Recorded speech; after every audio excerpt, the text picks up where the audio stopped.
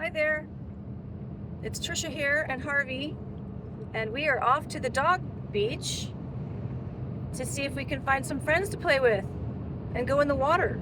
Does that sound fun, Harvey? Yeah, let's do it. Okay, so I wanted to share with you guys a couple more stories, one at a time. So this one is about my first time meditating and to connect to spirit guides. Hold on, I gotta yell at Harvey every once in a while. Don't mind me. Off. Harvey, off.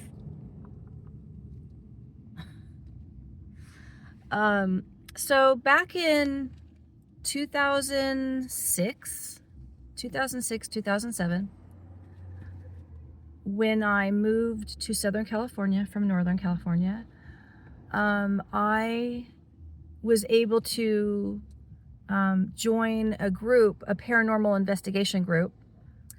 That was in 2006 when I moved down to Southern California in October.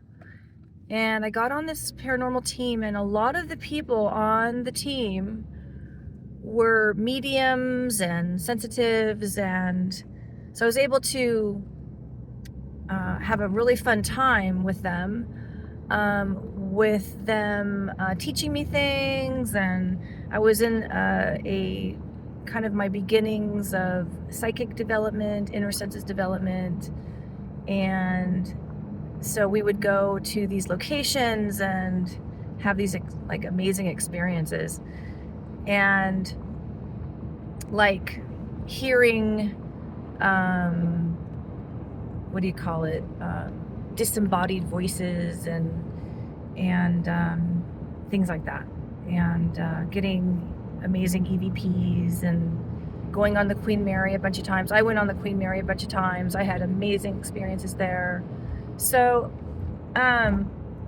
we went on a trip to a town called Jerome, Arizona, and wow, that place is really active. If you want to go somewhere where you will have experiences, that's a place to go. Jerome, Arizona. And so I volunteered to drive some of us in my truck, my SUV.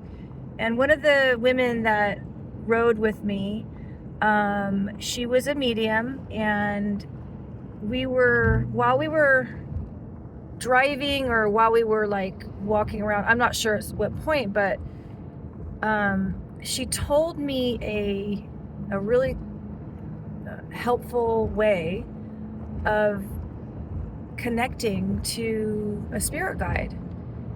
And at that time in my life, I hadn't ever meditated, although I have spent years of my life playing competitive sports. And so I really do understand about the deep concentration and focus that you can use when you're going into this sort of state of focus and concentration and relaxation, and slowing your thoughts down, and being in a like a receptive mode to receive information, and learning about how your inner senses work and all that. And so I was at my very beginnings of that those learnings of the inner senses and stuff. And so she told me a way to meet a spirit guide. So I wrote down the directions, and so what I did is I lived at a house at this time that it was just me and this other guy that rented out this house, and he was hardly ever home, so I had the house to myself a lot. It was nice and quiet. And so that was my first beginnings of meditation, was living in this house. And I just was thinking I could tell a whole nother video of the spirits and the amazing experiences that I had while living in this house. So I'm going to definitely tell that story on a different video. So, so what I did is I laid on my back on my bed with like propped up with some pillows, and I started doing some like long, slow, deep breaths to slow myself down. Did that like 5 to 10 times in a row. It slows you down, it slows your thoughts down, it gets you centered and focused and relaxes you and changes your brain waves so you're in a more of a receptive mode. And then I can't remember if at this point she had told me about this or if it's something I added as I got to understand about good ways of meditating and, you know, for the different purposes where you do like a protection of yourself, where you imagine that you are surrounded by like you're in a ball and you're surrounded by white light. And so, and also that you imagine the white light coming down and permeating through the top of your head, down all through your entire body, and then out your feet, and then going down into the center of the earth to ground and center you. And then the earth's energy coming up through your body all the way up to the top and going out the top of your head. So you're connected from heaven to earth. You're totally connected and centered. I don't remember if she added that part in with this, but it's definitely a good practice. So what she said was to then imagine myself in a sacred place, like a special place that I like to go, somewhere that I've been that feels like a very special place to me in my life. And so I imagined the Santa Cruz Mountains and being up in the redwoods in this specific location that I went to a lot when I was a kid.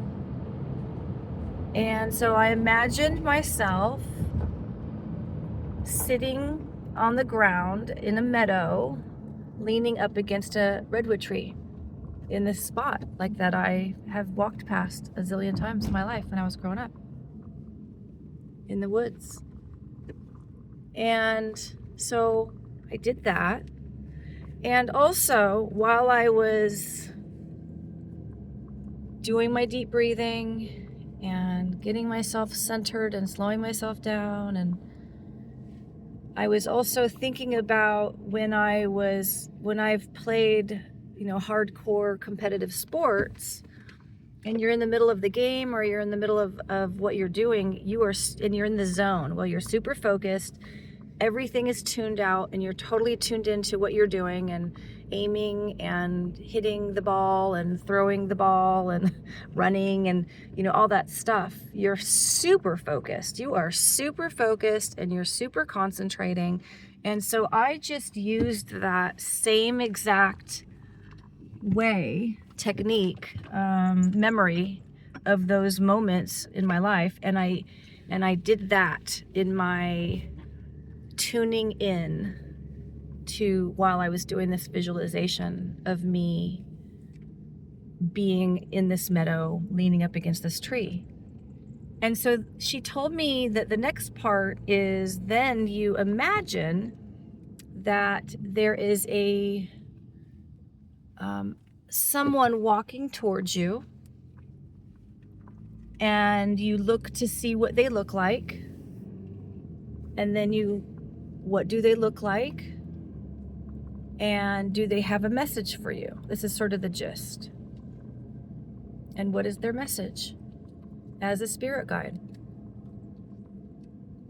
So I did my deep breathing. I imagined myself in the Santa Cruz Mountains, leaning up against the oak tree. And within seconds, I saw. It was like I was transported there. It was my first time having that inner senses experience where you feel like you're in that location, like you're there. There's a part of you that's there. And then I saw three animals walked in front of me. First there was a bear that walked in front of me, just walked past me in front of me. Then a buck with horns or antlers, sorry. And then a doe. I just say a bear, a buck, and a deer walked in front of me. And then right after that, as I was like, whoa, and then you're like, kind of makes you lose your concentration when you have that happen, because you're like, wow, I didn't know that was going to happen, and I didn't know it was going to happen that fast. I realized I heard a man's voice, and the way I heard it was like as if there was a microphone in the center of my head. And from what I'm learning, the pineal gland is in an area in your brain. And I feel like, from what I'm understanding, that that's the area of my head or my brain that where I heard the message coming from. And so it was a man's voice, and he said one word, and the word was guarded. And so I'm gonna tell you all the things that I have figured out over the years about all this, because I really want to kind of put it into words, and I want to tell you, if you ever listen to any of my other videos, I do my best to express myself about all this, and I'm going to do my best to be as clear and make sense, and with my experiences, because I know that they are unique. But when you find those other people out there, they also have their own unique experiences. It's not that you find those people out there. There's many of us who've had lots of these very unique experiences. So what I have found out that I have put together is that my experience was a combination of, yes, meeting spirit guides, and in a shamanic type way. It wasn't like I was on a shamanic journey, really, but it's kind of like how it was. And so what I understand for that message for me was that I am like guarded. My guardian spirit animals are the bear, the buck, and the deer. So male and female deer and the bear, and what they all represent. And then this man. And not a ghost. You try to tell these experiences, and people are half listening, maybe because they've just interviewed too many people, and they start kind of putting them all together. I don't know, but this was not a ghost talking to me. This was like a spirit guide. And then what your part is deciphering it. You could ask other people, and yeah, you can meet those people who are also very tuned in to their guides and your guides, and can offer real, legitimate help with when you're putting all your stuff together. But it's also very helpful to yourself to learn what does it mean for you, because you know the best for yourself what this all means. I mean, you may not know all the details, and then if somebody tells you, if it resonates with you, that's what counts. If you're like, that doesn't make any sense, or Okay, yeah, yes, I that makes complete sense to me. You may need to let it sit for a little bit and then wait and see. And sometimes yes, and sometimes nope. That person was totally off, and they were just projecting, and you want to make sure that if you're getting help from people who are really good at this kind of thing, that they are coming from the highest place of guidance, and that they have your best interest, and they're doing their own inner work and that kind of thing. So I feel it was really a neat experience to be able to have that happen so fast. But then then what do you do with it? Then what? So then there was, the process of putting it together over the years. So I imagine then you can kind of use your intuitive side to kind of imagine, what does this spirit guide look like, and what time frame is he from, and what is his name, and all those things.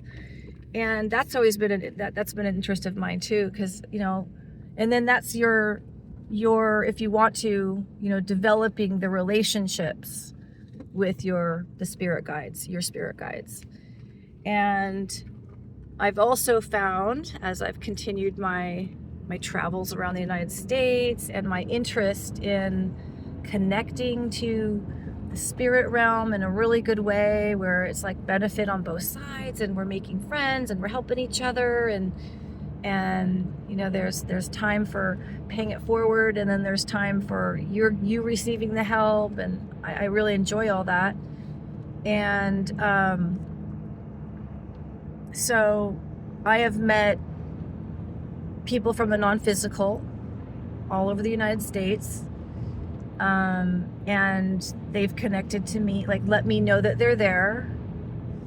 And I've gotten to connect with people who, ancient people from thousands of years ago, and people from 2 months ago that crossed over, or that, did they cross over? Have I helped, people that have they crossed over, but they still feel obligated? I don't know, just different things, like helping and being helped by the non-physical presences out there that are available. I call them the helping spirits. And that's my term. I know that in some shamanic terms, the helping spirits are the animals. And so, yes, I was told that my guardian spirits, animal spirits, are the bear, buck, and deer. Could that also mean that at that time in my life, that's always that too, because, the other day I was driving around, exploring the neighborhoods, imagining, where would I like to live if I were to able to get a house around here? What neighborhood would I want to be in? What do the houses look like in that neighborhood and that kind of thing? And all of a sudden, from behind a bush, coming across the road in front of me, I was going really slow. I was going like maybe 10 miles per hour. 3 guinea hens just ran right in front of me. And I was like, wow, guinea hens, that's unusual. So I looked it up. And then there's another thing with that too, there's many places, you look up, what does it mean what's the spiritual meaning when you see guinea hens? And then you're like, well, which answers, which is it that makes the most sense to you when you read it? And I like the stuff that's the good stuff, like, oh, it's really good, and it's for protection and good things coming, and etc. And then it could even mean the number of them. How many did you see? Was there 2? Was there 3? There's so many different messages in the way that it plays out. So yeah, I just wanted to share that this amazing experience. I'm still amazed. I love it. And I've been receiving this sort of I don't know, these nudges lately for sure that I'm being told, like, to get back to my meditation and continue to develop my relationships with my guides, and to I've had some experiences lately that I feel very thankful. I have been really helped along the way since I was a little kid. I'm very appreciative, like very appreciative beyond words to express how profoundly thankful that I am that there are these non-physical presences all around and have been helping me throughout my life. And I'm going to share that on my next story. I also want to say, I listened back to I recently posted about what happened on Sunday. Today's Wednesday. Monday was St. Patrick's Day, so today's the 19th of March. So on Sunday the 16th, and I posted this video about when I was in a car and we got rear-ended, and I still am in amazement how gentle the experience was, and that I'm alive and well, and I definitely feel there's some benefits that are coming out of it all, as far as, like, when you hear these stories of people having these near-death experiences and then they come back and they're changed. I feel different. I feel new. I feel that I feel excited about some things. I don't know what yet, if that makes sense. I feel like this anticipation and this excitement about my life anew, and getting to use, my connection to the non-physical helping spirits. And I don't know it all. I don't have all the answers, but that's what it feels like. And so one of my videos that popped up after I watched my video from yesterday, was I was talking about when I know that archangels visited me when I was growing up. And I mentioned that I wasn't sure how many times they visited me, because it took me many years to remember that happened. And so, and again, I say, pardon my way of expressing these stories, because there's rambling happening and I go over here and I go over there. But I forgot to mention in that video that I was told that it was Archangel Metatron and Archangel Sandalphon that visited me, that came to me to help me. And I was told that, so again, you start doing your own research about, I have to put my phone down because there's a cop right there. I don't know if he cares or not. I'm gonna go like right here. Say hi, Harvey. So Archangel Metatron, he has this, I don't know if you call it a cube, this sort of geometric shaped, sacred geometry shaped cube, this thing that you can go to these certain places, these spiritual locations, and you can sit. Thanks, Harvey. You can sit inside the cube, and it has these, healing beneficial properties to it. I was told that he placed this cube over me during that time frame in my life, to help me, to protect me, to help me moving forward in my life, to raise my vibration. And it's really great when you get to, like I was saying earlier, when you get to talk to people who are able to truly, for real, connect to archangels, angels, ascended masters, spirit guides, the helping spirits. The Harvey's laying on my arm right now. Thanks, Harvey. Okay, Harvey, get off. So what was I talking about? What was I saying?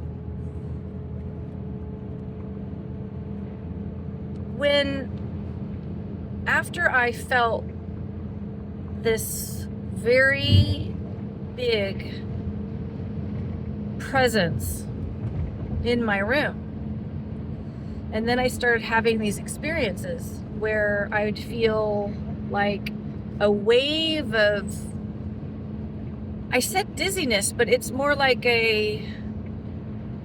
this sudden rush of energy, I think, is more what it was. And so when your body's trying to process that, it could feel really weird. And then I was starting to see, I also forgot to mention that I started to see spirits at that time when I was like 7. So it's been that was my beginnings of my studies of the afterlife and spiritual matters. And I've had, it's been a lifelong experience of these beings interacting with me, connecting with me, letting me know that they're there in such a way that it gives me a chance to learn about it and decide what area of focus do I want to spend on. And then what I think what happens with me sometimes is like how quickly the spirit guides came to me. It kind of was like, whoa. And so I'm learning that when you decide that you want to have these experiences, that what do you want to do with them when they happen? And what area, there's so many different areas of focus that you can go into. And I wanted to have, I was like, I want to have a lot of mystical experiences. I want to have where my daily life is of mystical experiences. And so it's like you have to kind of get used to it. I think it's kind of like with things where you like you get a new job and you have to get used to the job. You have to get used to like the hours. You have to get used to like getting up at that whatever time. And, you have to kind of build that. You maybe feel, overwhelmed at first. And then the next thing you know, like 2 weeks later, can do it like really fast and, whatever. I don't know. Does that make sense? So it's a matter of like, oh, there's another experience, or there's another experience, or there's another experience. And so I feel like I'm getting prepared for something really special coming up in my life. And by the way, I can say I need new sunglasses. Anyways, I just feel like I feel so alive now. I feel so thankful, like an extra appreciation in my life, for me being Trisha Brown and who I am and all the things I know how to do and all the things I've learned how to do in my life and all that. And I feel like all these different things are going to be coming together for me.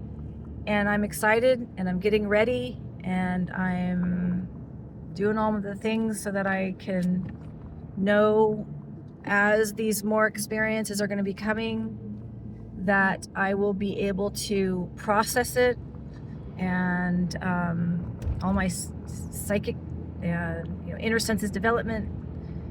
And so I just am sharing my life, and I'm going to be more open. I'm going to be more like, yep, this is what happened.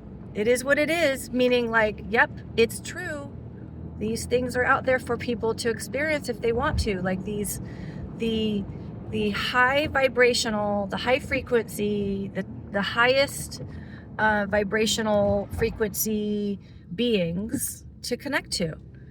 And then also, when you do what you can to keep your vibration at a high level, when you have experiences in life that you can more easily navigate through the rough waters, so that you're more up on top of the water, or that the rough water is quickly past you and then you're back onto smooth water, and that there's way more smooth water in your life, and that kind of thing. And protecting your peace, all these things. I definitely have been having sort of my own being alive, but having like a life review of a lot of different things. And so thanks for listening. When do I stop my video? I want to just keep going on and on and on and tell you guys all this really cool stuff. So stay tuned, because I feel like I'm probably just going to do another couple videos today. So looking forward to my life coming up in the next minute to minute, hour to hour, day to day, month to month, year to year. Bye, everybody.